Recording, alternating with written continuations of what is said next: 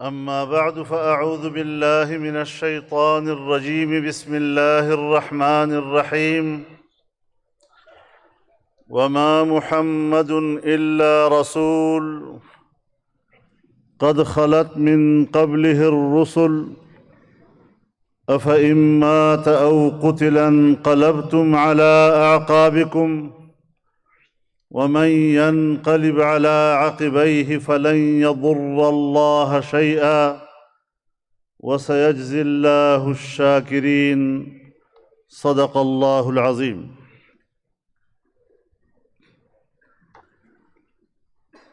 وہ شب زدوں میں سحر کا دماغ رکھتا تھا، ہوا کے دوش پہ اپنا چراغ رکھتا تھا.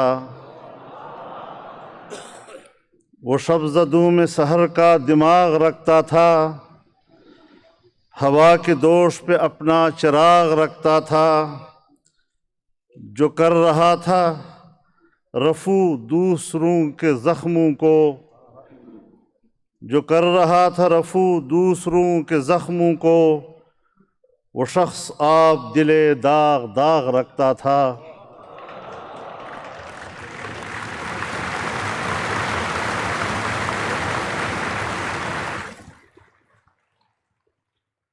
وہ دشت غم کا مسافر تھا ایک دیوانہ، وہ دشت غم کا مسافر تھا ایک دیوانہ. وہ اپنے دل کو مگر باغ باغ رکھتا تھا، وہ اپنے دل کو مگر باغ باغ رکھتا تھا. وہ جس کے عزم پہ قرباں جوانیوں کا غرور، وہ جس کے عزم پہ قرباں جوانیوں کا غرور، وہ مرد پیر بھی کیسا شباب رکھتا تھا. وہ مرد پیر بھی کیسا شباب رکھتا تھا. عجیب جاگتی آنکھوں میں خواب رکھتا تھا. وہ نو کے خار پہ برگے گلاب رکھتا تھا. خدا کے ذات پہ اس کا یقین کامل تھا. وہ دل میں عشق رسالت مآب رکھتا تھا صلی اللہ علیہ وسلم. اور کرن کرن کو اجالوں کی بھیک دیتا تھا، کرن کرن کو اجالوں کی بھیک دیتا تھا. نظر نظر میں وہ صد آفتاب رکھتا تھا. وہ اپنی زیست کے لمحوں کی لاج رکھتا تھا، وہ اپنی زیست کے لمحوں کی لاج رکھتا تھا. اور وہ کل کو اپنے تصرف میں آج رکھتا تھا. وہ اپنی زیست کے لمحوں کی لاج رکھتا تھا، وہ کل کو اپنے تصرف میں آج رکھتا تھا. وہ ایک خطیب کہ شعلہ نوا بھی تھا لیکن، وہ ایک خطیب کہ شعلہ نوا بھی تھا لیکن، غضب کی دھوپ میں شبنم مزاج رکھتا تھا. غضب کی دھوپ میں شبنم مزاج رکھتا تھا.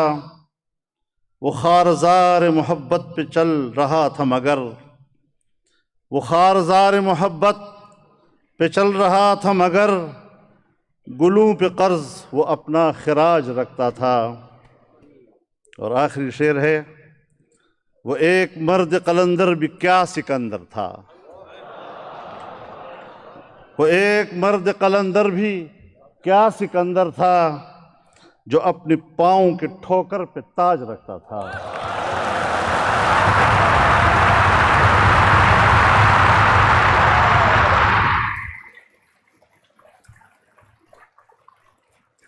وہ ایک مرد قلندر بھی کیا سکندر تھا، جو اپنے پاؤں کے ٹھوکر پہ تاج رکھتا تھا.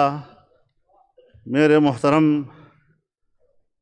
جناب وزیر اعظم پاکستان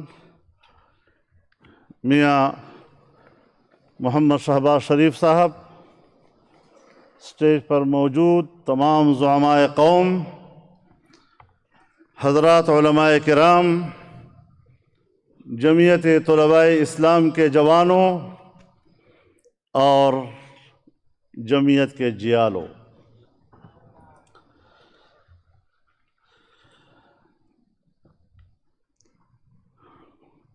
آج اس موقع پر جب آپ اپنے قائد قافلہ حریت کے سرخیل حضرت مولانا مفتی محمود رحمہ اللہ کے نام سے اس کانفرنس کا انعقاد کر رہے ہیں، اور اسلام آباد کے جناح کنونشن سینٹر میں آپ جس طرح جمع ہوئے ہیں، کنونشن سینٹر بھی یاد رکھے گا کہ کس کے نام پر پورا ملک اس کے لیے آج اس کنونشن سینٹر کا دامن تنگ آ چکا ہے۔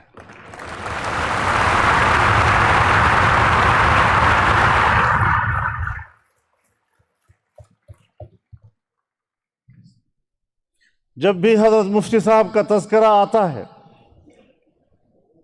تو ہمیں اس کی تاریخی پس منظر میں جانا پڑتا ہے۔ برصغیر کی آزادی کی تحریک اور اس آزادی کی تحریک کا وہ موڑ جب حضرت شیخ الہند مولانا محمود حسن نے پہلی جنگ عظیم اول کے بعد مالٹا کی طویل قید و بند سے واپس آ کر مسلح جہاد کی بجائے تحریکی اور عدم تشدد پر مبنی تحریک کا آغاز کیا، جس سن 1919 میں شیخ محمود حسن کا انتقال ہوتا ہے اور وہ دنیا سے رخصت ہوتے ہیں، اسی سال 1919 میں حضرت مفتی محمود دنیا میں تشریف لاتے ہیں۔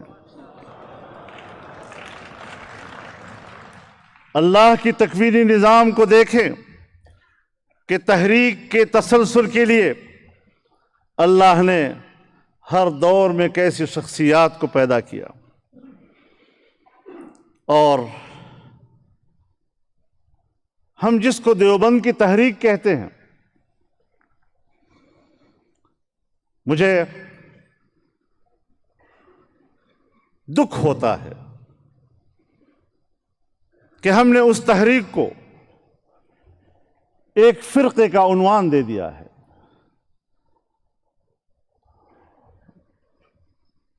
فرقہ پرستی کے محدود سوچ کے ساتھ اس کو وابستہ کر دیا ہے۔ یہ تو تحریک تھی اسلام کی آفاقیت کی، اسلام کی عالمگیریت کی، اسلام کی ہمگیریت کی، اور صرف بر صغیر کی آزادی نہیں، اقوام عالم کی آزادی کا عظیم منزل انہوں نے طے کر لیا تھا۔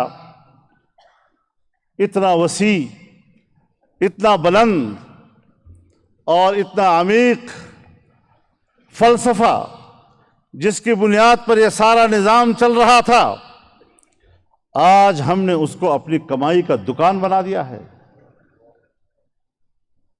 میرے نوجوانوں، اپنے اسلاف کو اسی طرح کی کانفرنس سے کتابوں کی صورت میں، تصنیفات کی صورت میں آپ نے ان کو زندہ رکھنا ہے، ان کے نظریات کو زندہ رکھنا ہے، ان کے اعتقادات کو زندہ رکھنا ہے، اور ان کی وسعت نظر کو زندہ رکھنا ہے، اور دنیا کو بتانا ہے کہ ہم ایک فرقہ نہیں، ہم ایک محدود تصور کے لوگ نہیں، ہماری نظر میں آفاقیت ہے، ہماری نظر میں عالمگیریت ہے، اور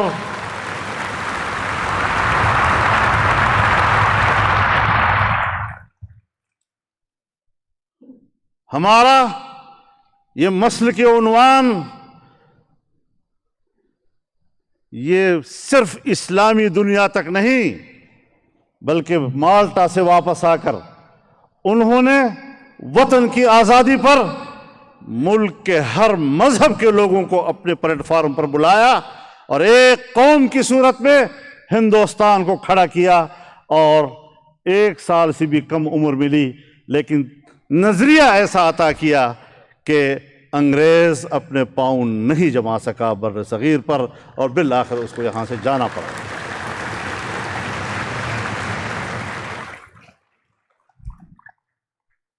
میرے محترم دوستو، ان کی طالب علمی کا زمانہ تھا۔ 6 سال انہوں نے مدرسہ قاسمیہ مراد آباد میں، مدرسہ شاہی میں تعلیم حاصل کی، اور دوران تعلیم بھی آزادی کی تحریک میں جیل میں گئے،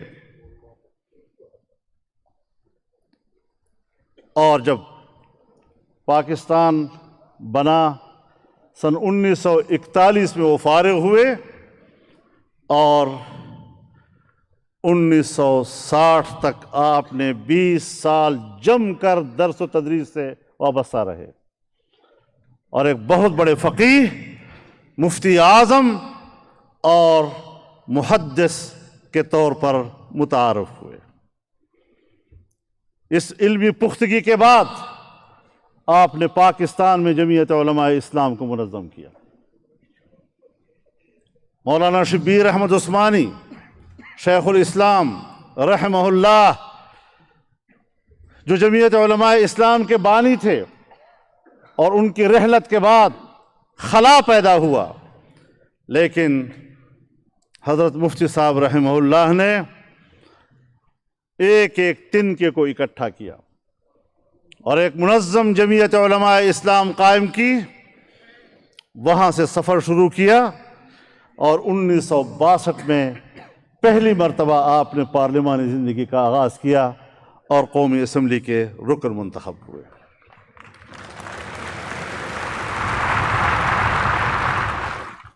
حضرت مولانا غلام غوث ہزاروی رحمہ اللہ صوبائی اسمبلی کے رکن منتخب ہوئے، مغربی پاکستان اسمبلی کے، اور یہ سفر چلتا رہا،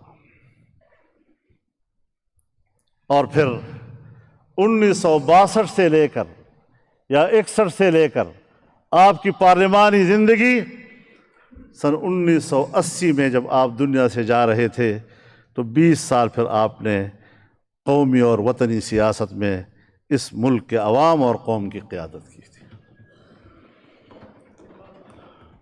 میں یہ سوچتا ہوں کہ وہ ایک شخص نہیں تھے، وہ ایک نظریہ تھے، اور ہر حلقہ فکر میں ان کے لیے احترام تھا۔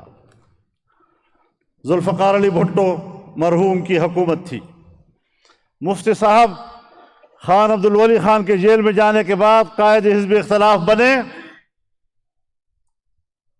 لیکن باہمی محبت اور احترام کا رشتہ برقرار رہا تھا۔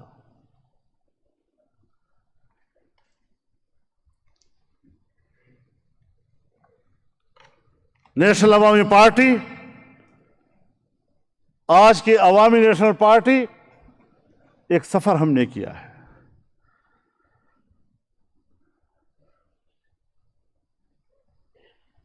مسلم لیگ کی حلقوں میں ان کے لیے ایک احترام پایا جاتا تھا۔ مسلم لیگ کے اندر بہت سے لوگ تھے، جیسے عبدالرب نشتر مرحوم علماء دوست لوگ تھے، علماء سے ان کا ایک رشتہ تھا، ایک تعلق تھا، اور کس طرح علماء نے کام کیا اس ملک کے اندر۔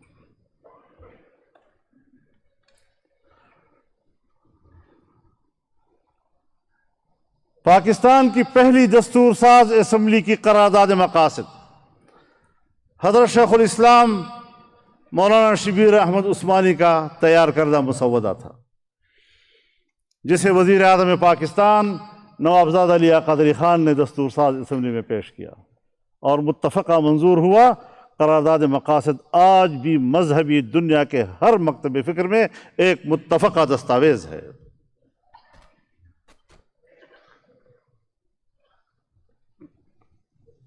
سن 1973 میں آئین بنا،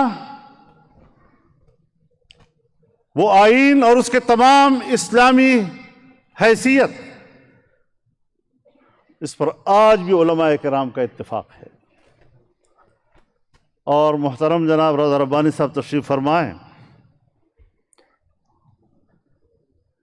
آئین کی اصلاحات کمیٹی میں وہ چیئر کر رہے تھے، اور میں نے 2-3 روز اس بات پر اصرار کیا کہ آئین کی اصلاحات کے لیے آپ ضرور آغاز کریں، یہ وقت کی ضرورت ہے، لیکن سب سے پہلے آئین کا بنیادی ڈھانچہ متعین ہونا چاہیے۔ اور میں نے اس کی وضاحت بھی کی کہ ہمارے آئین کا بنیادی ڈھانچہ کیا ہے۔ پہلی بات یہ کہ ہمارے آئین کا اساس اسلام ہے۔ آئین کہتا ہے اسلام پاکستان کا مملکتی مذہب ہوگا، قرآن و سنت کے مطابق قانون سازی ہوگی اور قرآن و سنت کے منافی کوئی قانون نہیں بنے گا۔ اسلامی نظریاتی کونسل وجود میں آئی اور آج تک تمام سفارشات پر تمام مکاتب فکر کا اتفاق ہے، کونسل کے اندر بھی اور کونسل کے باہر بھی۔ دوسرا اساس جمہوریت ہے۔ یہاں ڈکٹیٹرشپ نہیں چلے گی، یہاں پر جمہوری نظام ہوگا جس میں عوام کی شراکت کا تصور ہوگا۔ تیسری چیز کہ پارلیمانی طرز حکومت ہوگی، یعنی صدارت طرز حکومت نہیں ہوگی۔ اور چوتھی چیز کہ یہاں ایک وفاق اور اس کے نیچے 4 وحدتیں ہوں گی۔ ہم اس وقت آگے بڑھے جب میاں رضا ربانی صاحب نے منظوری دے دی کہ ہاں یہ 4 باتیں ٹھیک ہیں آپ کی، اور آج انشاءاللہ وہ میری تائید کریں گے۔ تو ان بنیادوں پر ہمارا ملک کھڑا ہے، اور یہ آئین متفقہ آئین کہلاتا ہے۔ اس میں ذوالفقار علی بھٹو کے ساتھ 2/3 اکثریت تھی۔ اس میں لیفٹسٹ بھی تھے، رائٹسٹ بھی تھے، سینٹرلسٹ بھی تھے، خان عبدالولی خان بھی تھے، غوث بٹ بزنجو بھی تھے، مفتی صاحب بھی تھے، جماعت اسلامی بھی تھی، اور اپوزیشن کی دوسری جماعتیں بھی۔ لیکن طے کیا کہ ہر چند کے ہمارے پاس 2/3 اکثریت ہے، لیکن ہم نے آئین کی منظوری تب دینی ہے جب پورا ایوان متفق ہوگا، اور اس اتفاق رائے میں سب کامیاب ہو گئے۔ یہ وہ تاریخ ہے کس طرح اس ملک کو متحد رکھنے کی کوشش کی گئی ہے۔ اس ملک کو ایک نظریہ دیا گیا اور اس نظریے پر اس ملک کو چلایا گیا۔ یہ چند باتیں ابتدائی طور پر میں اس لیے عرض کر رہا ہوں کہ جناب وزیر اعظم نے آپ سے خطاب کرنا ہے، اور اس کے بعد یہ اجلاس چلتا رہے گا، اور پھر آخر میں بھی میں انشاءاللہ دوسرا خطاب کروں گا، تاکہ کچھ باتیں پھر میں اس موقع پر آپ سے عرض کر سکوں۔ وآخر دعوانا ان الحمد للہ رب العالمین۔